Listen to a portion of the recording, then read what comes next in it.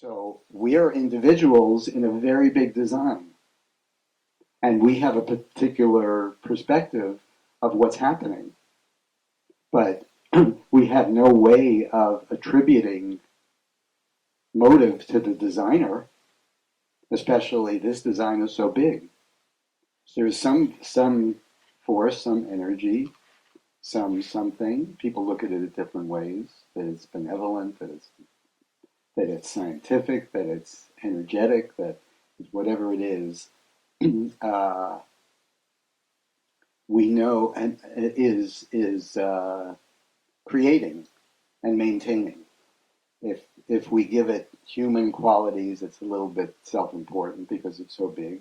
If we give it scientific qualities, it's a little impersonal because it seems so personal.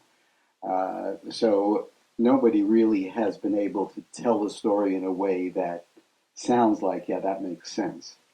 Even the scientific story, which is documentable, it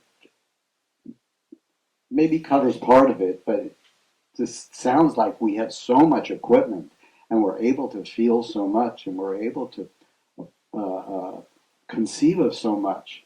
Why do we have so much equipment if it's all like a scientific thing?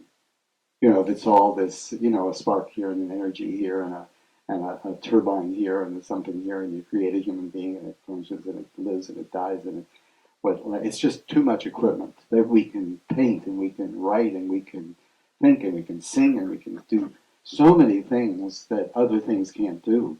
That I mean, it seems like a lot of overkill for equipment wise. So, so the scientific explanation doesn't make so much sense. It makes a little sense, but it doesn't make enough sense. So, but we do know, coming closer to the world of people, how it works amongst people. That people say, I have a plan.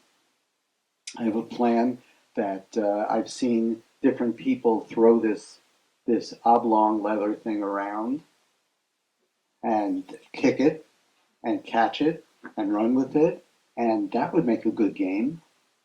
Let's make a good game, and since we kick it a lot, let's call it football. And so somebody had that idea, and they started playing this game called football. And then at some point, somebody said, "Hey, this is a way to make a lot of money.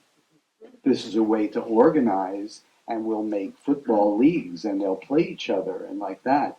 Now, in all this design, the individuals doing this thing and going along with it have their own particular purpose.